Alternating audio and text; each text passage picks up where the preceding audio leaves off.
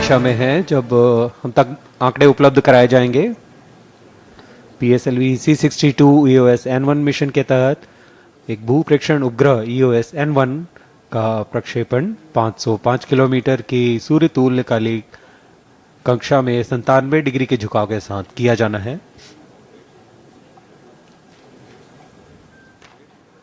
यह एक भू प्रेक्षण उपग्रह है।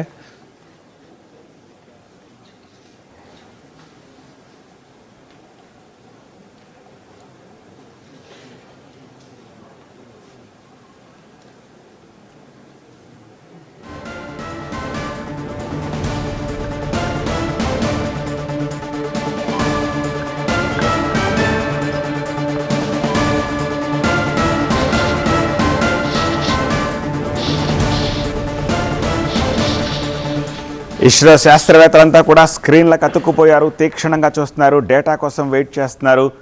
మరికొద్ది సేపట్లో అది ఆర్బిట్లోకి వెళ్ళబోతోంది. C62 ప్రయోగం లాంచ్కు సంబంధించిన విజువల్స్ని TV9 స్క్రీన్పై మీరు చూస్తున్నారు. దేశ రక్షణ రంగానికి సంబంధించిన సేవల కోసం ఈ ప్రయోగం చేస్తోంది ఇస్రో. కేవలం మనకు సంబంధించిన ఉపగ్రహాలు మాత్రమే కాదు, 8 విదేశీ ఉపగ్రహాలు సైతం ఈ C62లో ప్రయోగించారు.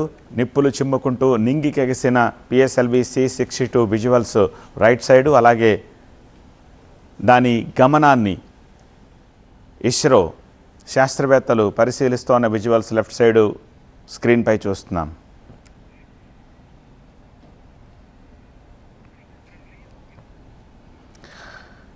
నెల్లూరు నుంచి మరింత సమాచారం అందించేందుకు మా ప్రతినిధి మురళి ప్రస్తుతం మనకి ఫోన్ లైన్లో అందుబాటులో ఉన్నారు. మురళి, ఇక లాంఛనమేగా సక్సెస్ అయిందని చెప్పడం? అంటే PSLV లాంచెస్ ఎప్పుడు కూడా ఆల్మోస్ట్ సక్సెస్ అనేది ఉంటే 98% సక్సెస్ రేట్ అనేది ఉంది కూడా ఇస్రో చేపడుతున్నటువంటి ప్రయోగాల్లో. సో ఇది కూడా 3 దశలు పూర్తయింది, 4వ దశ కొనసాగుతుంది. మరొక 2 నుంచి 3 నిమిషాల్లోనే 4వ దశ కూడా పూర్తయిన తర్వాత మెయిన్ శాటిలైట్ గా ఉన్నటువంటి EOS N1 అంటే అన్వేష అనేటువంటి ఉపగ్రహాన్ని ముందుగా కక్షలోకి ప్రవేశపెట్టుకుంది. ఆ తర్వాత మిగిలినటువంటి 15 ఉపగ్రహాలు ఉన్నాయి. ఇవన్నీ కూడా నానో ఉపగ్రహాలు.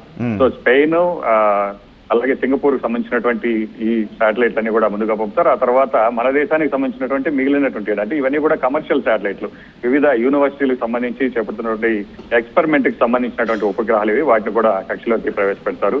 సో మన మెయిన్ శాటిలైట్ గురించి చూస్తే కనుక గతంలో మనం EOS అంటే ఎర్త్ అబ్జర్వేషన్ శాటిలైట్లు అనేవి చాలా ప్రయోగించాం. దాదాపు 15కు పైగా ఉపగ్రహాలను సిరీస్ లో ప్రయోగించినటువంటి పరిస్థితి.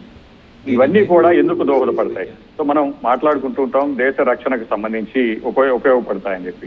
సో అవి మరింత అప్డేటెడ్ గా ఈ అన్వేషణ అనేటువంటి ఉపగ్రహాన్ని ఈసారి ప్రవేశపెట్టారు.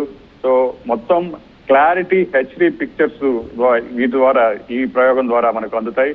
సో ఇది విదేశాలకు సంబంధించినటువంటి శత్రు బలగాలు వాళ్ళ కదలికలను ఎప్పటికప్పుడు మనకు అందిస్తూ ఉంటుంది.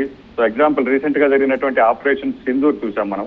సో ఇదంతా కూడా సక్సెస్ అయిందంటే మనకు మెయిన్ శాటిలైట్ నుంచి వచ్చేటువంటి ఆ సమాచారం కావచ్చు, వాళ్ళ కదలికలు, అలాగే ఎక్కడెక్కడ ఉగ్ర స్థావరాలు ఉన్నాయి, ఇవన్నీ కూడా గుర్తించడానికి ఈ ఎర్త్ అబ్జర్వేషన్ శాటిలైట్ రక్షణ రంగానికి సంబంధించి ఇస్రో ప్రయోగించినటువంటి ఈ ఉపగ్రహం ఇలాంటి ఉపగ్రహాల ద్వారానే మనకు అందుతుంది. అంటే భవిష్యత్తులో మరింత ఇన్ఫర్మేషన్ అనేది మనకి ఎక్కువగా వస్తుంది. ఈ అన్వేషణ సిరీస్ మొదలైంది, ఇది తొలి ప్రయోగం అన్వేషణలో. ఈ EOS అంటూనే దీన్ని అన్వేషణ అనేటువంటి ఒక నామకరణం కూడా చేశారు. సో మిగిలినటువంటి ఉపగ్రహాలను కూడా కాసేపట్లోనే పూర్తి కక్షలోకి ప్రవేశపెట్టి ఆ ప్రయోగాల పరంపరలో, ఆ సక్సెస్ పరంపరలో మరొక ప్రయోగం చేరనుందని మనం చెప్పొచ్చు. All right Murali. సో ఇంకొద్ది నిమిషాల్లో 1.5 మినిట్లోనే ప్రయోగం సక్సెస్ కాబోతోంది. ఆ బిట్లోకి వీటన్నిటిని కూడా ప్రవేశపెట్టబోతున్నారు.